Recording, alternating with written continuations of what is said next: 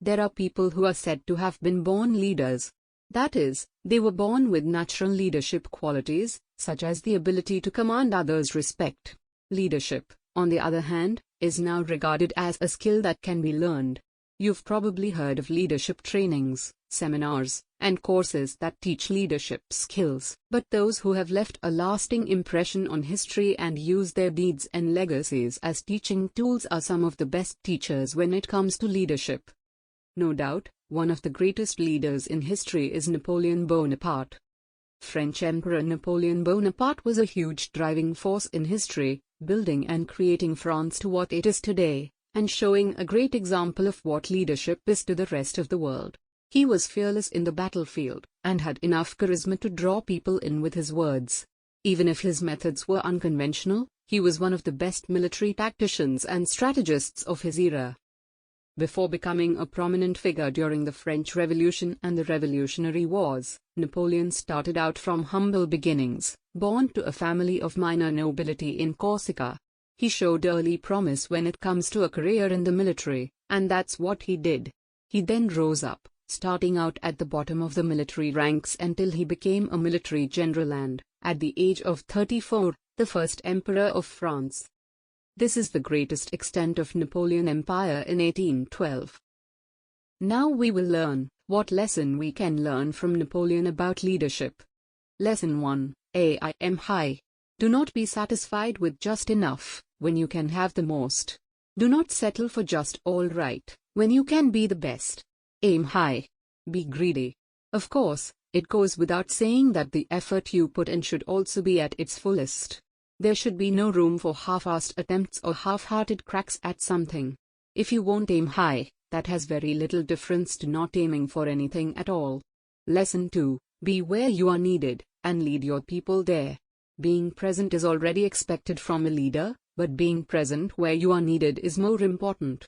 Napoleon had many people with large amounts of abilities, skills and talents under his command, and he skillfully led them where their skills are needed or required.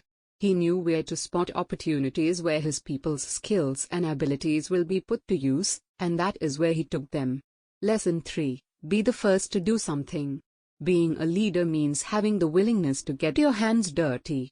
For Napoleon, no job was beneath him.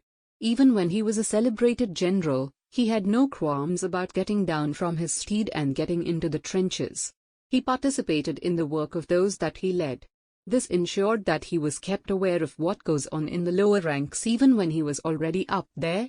Being hands-on is something that employees are bound to appreciate from their leader. It tells a lot about the character of a leader when he attempts to work side by side with the people he leads. It is easier for both sides to connect and collaborate, and therefore finish the task at hand effectively and efficiently. Lesson 4. Always say what you mean. Empty promises are not what you would hear from a good leader. Giving false hopes, on the other hand, is the same thing. Napoleon believed in delivering on promises and was skilled at managing expectations. This effectively instilled confidence and trust in his people, causing them to follow him wherever he led.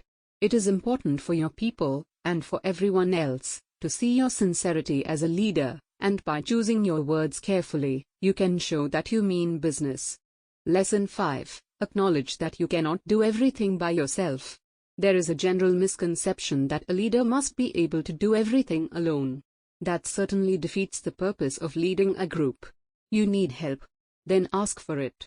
Napoleon, no matter how accomplished a soldier and tactician he was, could not have won battles if he were alone in the charge.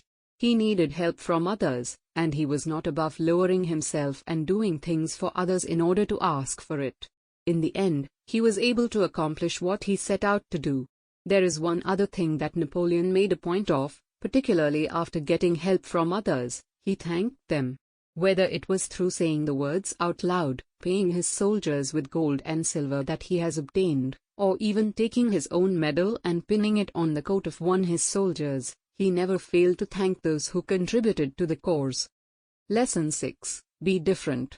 As a leader, you have to set yourself apart from your people. The greatest leaders did this by accomplishing great feats and tasks, by doing any of the following: doing things differently, Breaking conventions and defying expectations was something that Napoleon did during his time. That's what made him such a brilliant strategist, because he was not afraid to try something different, something new. Lesson 7. Respect your people. Respect asks for respect. It is something that is earned, yes, even by leaders. Napoleon was able to command the respect of his soldiers by showing that he, too, had respect for them and their abilities and contributions. It did not even matter that it was the lowest-ranked foot soldier. Napoleon respected them as human beings and part of the troops, and not solely for their position in the hierarchy. Napoleon was able to build an unstoppable army, mainly because of the devotion and loyalty that he was able to instill in his soldiers. But take note that Napoleon did not just earn the devotion of his people to him, per se, but he also made sure that his people became devoted to their cause. He made them want victory and glory in every battle as much as he did. Lesson 8. Look people in the eye. It's a very simple thing to do, yet not a lot of people manage to do it. It's called eye contact, and it is a quality that every good leader should have. By looking at another person straight in their eye, you are acknowledging their existence and showing that you are listening to what they have to say. It also serves as one way to gauge the person you are talking to. Sizing up a rival or an enemy will be easier when you look into their eyes, since it has been said all too often that the eyes are the windows of one's soul. You can tell a lot about a person by watching how their eyes move, shift, or react. Lesson 9. Control your temper. More often than not, we are our own worst enemy, and anger is not going to help any. Anger is one sure way to cloud one's judgment, and, as a good leader, you are not supposed to let go of the clarity of your judgment. By managing his anger, Napoleon was able to keep his emotions in check and keep a clear head on the battlefield, where every decision, even the smallest one, could make the difference between life and death. Lesson 10. Never stop learning. A leader should never feel and act like he knows everything and, thus, no longer sees the need to learn anything more. There is always something new to learn.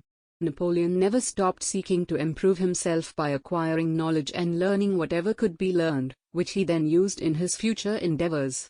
Even as a young boy, he read a lot, focusing on the classics, particularly those of notable leaders in history such as Alexander the Great.